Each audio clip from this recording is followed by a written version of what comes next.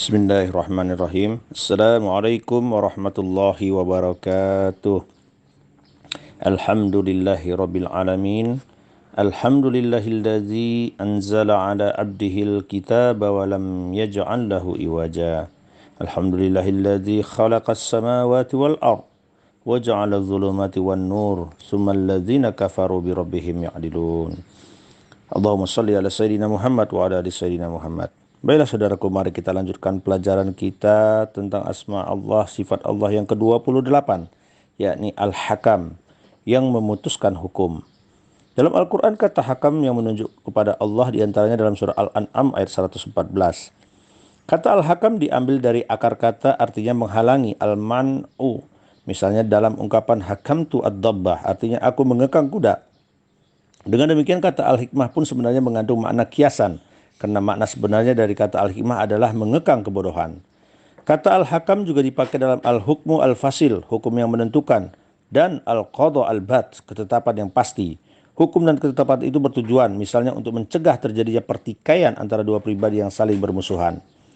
Al-Hakam sebagai sifat Allah bermakna zat yang memutuskan hukum di antara manusia dan mencegah mereka dari kerusakan, karena Allah telah menurunkan syariat yang dengannya manusia terhindar dari permusuhan satu sama lain.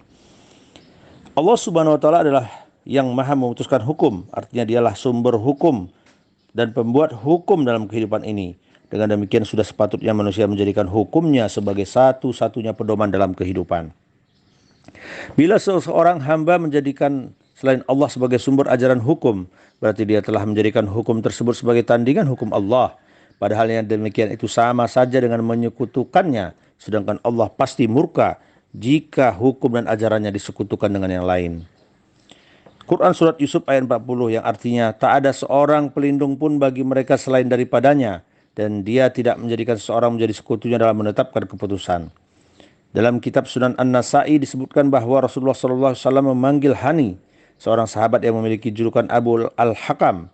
Rasulullah SAW berkata, sesungguhnya Allah lah Al-Hakam, kepadanya lah dikembalikan segala keputusan. Tapi mengapa engkau dijuluki dengan Abu Al-Hakam? Hani menjelaskan, suatu ketika kaumku berselisih, lalu mereka memintaku menengahinya. Akhirnya aku memberi sebuah keputusan dan masing-masing menerima dengan baik. Rasulullah memujinya, bagus. Siapa nama anakmu? Hani menjawab, Syarih, Abdullah, dan Muslim. Kata Rasul, engkau sekarang dijuluki Abu Syarih. Allah adalah hakim yang paling adil. Sebagai orang beriman kita berkewajiban meneladani keadilan sejati itu tatkala kita menetapkan suatu perkara di antara sesama manusia. Allah berfirman yang artinya, dan menyuruh kamu apabila menetapkan hukum di antara manusia supaya kamu menetapkan dengan adil. Surat An-Nisa ayat 58. Dalam memutuskan suatu perkara, sesungguhnya Allah pun telah menjadikan Rasul Muhammad sallallahu alaihi wasallam sebagai manusia yang paling ideal untuk diteladani. Maka demi Tuhanmu, mereka pada hakikatnya tidak beriman hingga mereka menjadikan kamu hakim dalam perkara yang mereka perselisihkan. Kemudian mereka tidak merasa keberatan dalam hati mereka terhadap putusan yang kamu berikan, dan mereka menerima dengan sepenuhnya. An-Nisa ayat 65. Sebagai hakim yang adil, setiap kali diminta memutuskan perkara, Rasulullah SAW tidak pernah memihak atau berat sebelah. Karena itulah beliau selalu mendapat kepercayaan yang tinggi dari masyarakat Quraisy pada masa itu. Sebagai contoh, ketika para pemuka Quraisy berselisih, bahkan hampir saja bertikai dan berbunuh-bunuhan satu sama lain karena berebut untuk mengangkat Hajar Aswad ke dalam Ka'bah, Rasul ditunjuk sebagai penengah. Beliau kemudian mengambil keputusan yang ternyata disambut dengan baik oleh mereka. Ketika itu beliau SAW kemudian menggelar sorbannya. Lalu Hajar Aswad itu beliau taruh di atas sorban tersebut. Lalu 4 ketua suku Quraisy yang berselisih diminta untuk memegang keempat sisi sudut sorban dan menggotongnya bersama-sama ke Ka'bah. Imam Al-Ghazali mengembangkan makna sifat Al-Hakam hingga ke persoalan kepercayaan tentang qada dan qadarnya. Allah mengatur dengan menetapkan sebab-sebab yang mengantarkan kepada terjadinya akibat dan yang bersifat pasti, tidak berubah dan langgeng hingga waktu yang ditetapkannya. Ini seperti peredaran bumi dan benda lain di alam raya. Itulah yang dinamakan qada. Lalu Allah mengarahkan sebab-sebab tersebut, yakni menggerakkannya dengan pergerakan yang sesuai dengan kadar yang penuh menuju akibat-akibat yang terjadi dari saat ke saat, dan itulah qadarnya. Para ulama lain memaknai sifat Al-Hakam sebagai dia yang melerai dan memutuskan kebenaran dan kebatilan, yang menetapkan siapa yang taat dan durhaka. serta yang memberi balasan setimpal bagi setiap usaha, semuanya berdasarkan ketetapan yang ditetapkan. Sebagai zat yang menyandang Al-Hakam, Allah menghendaki manusia untuk dapat meneladani sifatnya itu di dalam dimensi sosial sehari-hari. Maka sifat Al-Hakam bisa diterjemahkan dengan cara pertama, menegakkan hukum. Keadilan para penegak hukum dalam memutuskan suatu perkara merupakan kunci terciptanya supremasi hukum. Apalagi keberadaan hukum pada hakikatnya untuk mencapai nilai-nilai keadilan. Suatu persoalan, pertikaian, konflik akan dapat diselesaikan dengan baik apabila masing-masing merasa diperlakukan secara adil. Menegakkan hukum bukanlah tugas penegak hukum semata, melainkan kewajiban setiap insan. Dalam menegakkan hukum seringkali membutuhkan keberanian, bukan hanya keberanian secara fisik, tapi juga keberanian yang dilandasi kekuatan mental, moral, dan spiritual. Malah kekuatan mental inilah yang menjadi penentu tetap tegaknya hukum di suatu negara.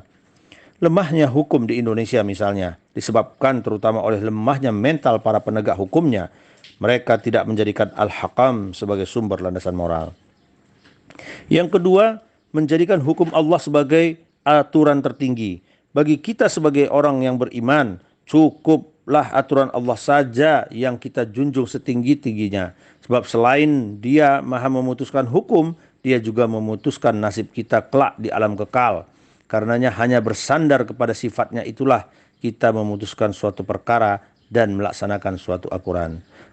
Baiklah saudaraku, maka marilah kita jadikan sifat Al-Hakam ini menjadi sumber landasan sikap dan mental kita dalam kehidupan sehari-hari dengan cara menerima segala ketetapan dan hukum-hukum Allah dengan ridho dan mentaatinya. Berusaha untuk tidak menghindari tanggung jawab, bersikap amanah terhadap tanggung jawab yang diberikan. Membuka diri dan membantu orang-orang yang mencari keadilan. Bersikap tegas dalam menolak dan menentang kezaliman. Berusaha untuk mendengar, melihat, menganalisa, dan meneliti suatu persoalan secara cermat, termasuk di bidang karir dan bisnis, sehingga keputusan yang diambil bisa mendukung pada kemajuan.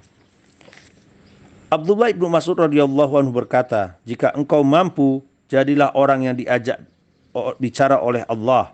Maka jika engkau mendengar Allah berfirman, ya ayyuhallazina amanu, wahai orang-orang yang beriman, maka pasanglah pendengaranmu dengan baik-baik.